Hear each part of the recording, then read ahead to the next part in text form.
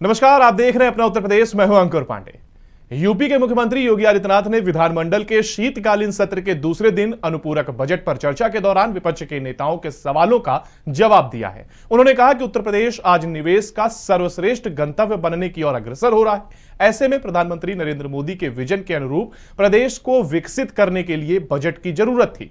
PM Modi ने देश की अर्थव्यवस्था को $5 ट्रिलियन की बनाने का लक्ष्य रखा है। इस लक्ष्य में यूपी अपना बड़ा योगदान दे सकता है। प्रदेश आज तेजी से आगे बढ़ रहा है। प्रदेश डाटा सेंटर का नया हब बन रहा है। विकास को रफ्तार देने के लिए अनुपूरक बजट लाने का निर्णय लिया गया है। इस दौरान उन्होंने प्रदेश के विकास के लिए किए गए कार्यों का भी जिक्र किया। पूरा देश आज बाबा साहेब भीमराव अंबेडकर का परिनिर्वाण दिवस मना रहा है। इसी क्रम में अंबेडकर महासभा में आयोजित श्रद्धांजलि सभा में पहुंचे सीएम योगी ने बाबा साहेब का नमन किया और उनके साथ दोनों डिप्टी सीएम ब्रजेश पाठक और केशव प्रसाद मौर्य भी मौजूद रहे।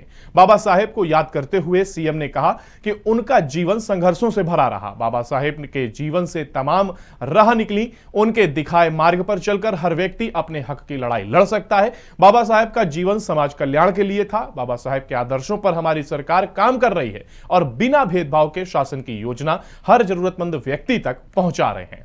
प्रदेश विधानसभा शीतकालीन सत्र का आज दूसरा दिन है। विपक्ष के हंगामे के बीच सदन की कार्रवाई स्थगित होने के बाद एक बार फिर शुरू हो गई है। इस दौरान सामाजिक न्याय समिति की रिपोर्ट पर सुभाषपा अध्यक्ष ओपी राजभर जमकर बोले हैं और कहा है कि मैं सपा के चक्कर में नहीं रहता हूं। जो बोलता हूं अपनी पार्टी के दम पर बोलता हूं। संसदीय कार्य मंत्री का कागज में ध्यान रहता है।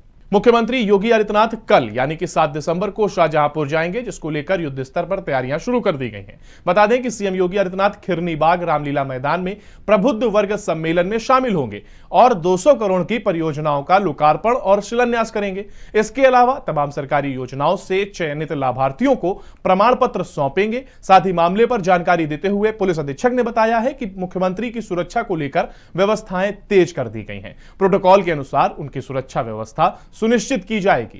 यूपी के शाहजहांपुर में कल मुख्यमंत्री योगी आदित्यनाथ के होने वाले कार्यक्रम की तैयारियां पूरी कर ली गई हैं। अगर हम बात करें कार्यक्रम की तो 1 बजे मुख्यमंत्री योगी आदित्यनाथ का हेलीकॉप्टर पुलिस लाइन में उतरेगा और उसके बाद कार के द्वारा रामलीला ग्राउंड मंच पर मुख्यमंत्री पहुंचेंगे, जहां से एक जनसभा को संबोधित करेंगे। आपको बता दें कि यहाँ पे मंच के साथ साथ जो यहाँ पे आम जनता आएगी उसको बैठने की तैयारियां पूरी कर ली गई हैं। आप देख सकते हैं हमारे पीछे जो है वो जनता को बैठने के लिए लगभग 1000 कुर्सियों की व्यवस्था की गई है। उसके अलावा मंच जो है वो बनाया गया है और वीवीआईपी लोगों को बैठने के लिए अलग व्यवस्था की गई है। वहीं अगर हम सुरक्षा व्यवस्था की बात करें तो कुछ ही देर पहले बरेली जोन के एडीजी ने सुरक्षा व्यवस्था का भी जायजा लिया था और अधिकारियों को सुरक्षा व्यवस्था के चलते कड़े दिशा निर्देश दिए गए। हम बात करें कल यहाँ पे मंच पे पहुँचने के बाद मुख्यमंत्री योगी आदित्यनाथ 200 करोड़ रुपए की योजनाओं का शिलान्यास करेंगे और यहाँ शहीदों की नगरी शाहजहांपुर की जनता को एक बड़ी सौगात देंगे। माना जा रहा है शाहजहांपुर में होने वाला पहला निगम निगम के चुनाव और उसके प्रत्याशी के लिए वोट बैंक भी साधने का काम करेंगे। शाहजहांपुर से सूरज सहाय कैमरामैन के साथ कमलेश शर्मा, TNT न्यूज। वहीं यूपी के पूर्व मुख्यमंत्री मुलायम सिंह यादव और परिवार के सदस्यों के खिलाफ आय से अधिक संपत्ति के मामले को सुप्रीम कोर्ट ने बंद करने से इंकार किया है। कोर्ट ने कहा है कि जनवरी में इसमें सुनवाई होगी। ये कोर्ट तय करेगी कि मामले की सुनवाई को बंद किया जाए या फिर नहीं। सुनवाई के दौरान यादव परिवार की ओर से कपिल सिब्बल ने मामले की सुनवाई बंद करने की मांग की। उन्होंने कहा कि साल 2019 में सीबीआई हलफनामा दाखिल कर साथ ही कह चुकी है कि केस की जांच वो बंद कर चुकी है और अब मामले में कुछ नहीं बचा है। साथ ही याचिकाकर्ता कांग्रेस नेता विश्वनाथ चतुर्वेदी का कहना है कि यह सीबीआई मैनुअल के खिलाफ है। वहीं इस मामले को लेकर सीजेआई धनंजय यशवंत चंद्रचूड़ ने कहा है कि मुलायम सिंह दुनिया में नहीं है, लेकिन परिवार के दूसरे सदस्यों पर मामला कायम है। सर्दियों की छुट्टी के बाद जनवरी में मामले की सुनवाई करेंगे। लखीमपुर खीरी के बहुचर्चित तिकुनिया हिंसा मामले में कोर्ट ने मंगलवार को 14 आरोपियों के खिलाफ आरोप तय कर दिया है। सभी को हत्या का प्रयास समेत कई धाराओं में आरोपी बनाया गया है। इस मामले में केंद्रीय गृह राज्य मंत्री अजय कुमार मिश्र टेनी के बेटे आशीष मिश्रा मुख्य आरोपी हैं। इस हिंसा में 4 किसानों की मौत हो गई थी। आपको यहां पर यह भी बता दें, एक दिन पहले यानी कि 5 दिसंबर को आशीष मिश्रा के अलावा 13 अन्य आरोपियों को डिस्चार्ज एप्लीकेशन खारिज कर दी गई थी। इन आरोपियों ने कोर्ट में याचिका के जरिए अपना पक्ष रखते हुए कहा था कि हम घटना में शामिल नहीं थे, इसलिए हम पूरी तरह निर्दोष हैं। लेकिन कोर्ट ने आरोपियों की याचिका को खारिज कर दिया है। जानकारी के मुताबिक एडीजे फर्स्ट सुशील श्रीवास्तव की कोर्ट में धारा 147, 148, 149, 326, 30 और 302, 120B, 427 और धारा 177 में आरोप तय किए गए हैं। फ्रेम हो गया है तिकुनिया हत्याकांड वाले मैटर में, और उसमें अगली तारीख 16/12 नियत की गई है। उस पे मुकदमावादी का साक्ष्य होगा। कौन कौन धाराएं में? धाराएं वही पुरानी है, कोई धाराएं बढ़ी नहीं है। एक बस वही धारा 34 का जो है उसका विलोप किया गया है, बाकी सब धाराएं एज इट इज हैं। मामले में कितने खबरें भी और भी हैं, मगर यहां पर वक्त तो चला एक छोटे से ब्रेक का।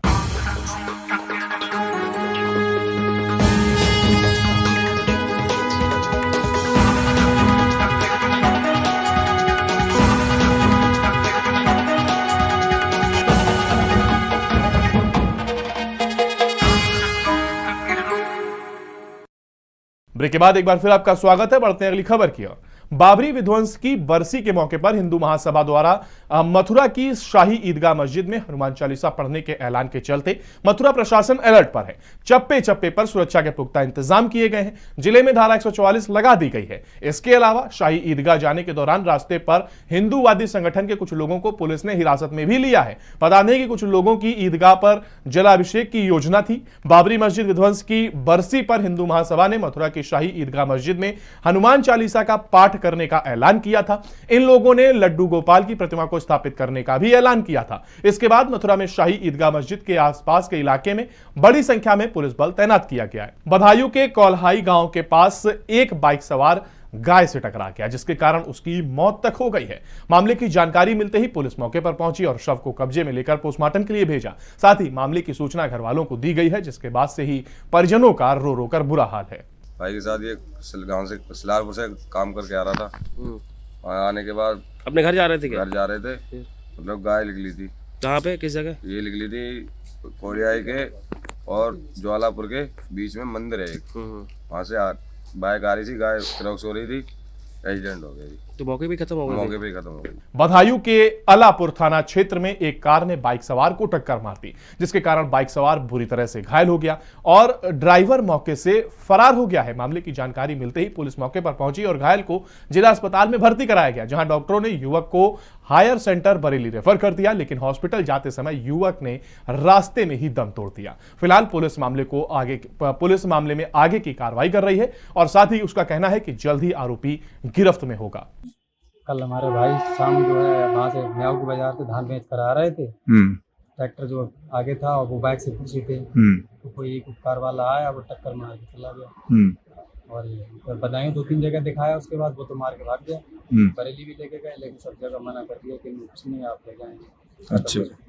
पीलीभीत के बीसलपुर तहसील क्षेत्र में संदिग्ध परिस्थितियों में एक विवाहिता ने फांसी लगाकर अपनी जीवन लीला समाप्त कर ली है। मामले की जानकारी मिलते ही पुलिस मौके पर पहुंची और शव को कब्जे में लेकर पोस्टमार्टम के लिए भेजा। साथ ही मामले पर जानकारी देते हुए बताया कि मामले पर जांच शुरू की जा चुकी है, जल्द ही कारणों का पता लगा लिया जाएगा। के साथ ये घटना घटी है। करीब 17-18 दिन से एक लड़का वसीम नाम का बुंदा खां का लड़का बहुत परेशान कर रहा था। हम लोग इतना परेशान थे, काफ़ी लोगों से हमने शिकायत करी गांव में, मगर हमारी किसी ने मतलब कह के नहीं दी। और इतनी यही नौबत आने के खातिर हमारी बीवी ने फांसी लगा ली। और हम इतना दुखी थे, मतलब कि हमने बहुत कोशिश करी कि कैसी करके कोई समाधान हो जाए, मगर कोई समाधान हमें नहीं मिला। फिलहाल उत्तर प्रदेश की खबरों में फिलहाल इतना ही। बाकी की तमाम अपडेट के लिए आप लगातार बने रहिए टीएनपी न्यूज के साथ। नमस्कार।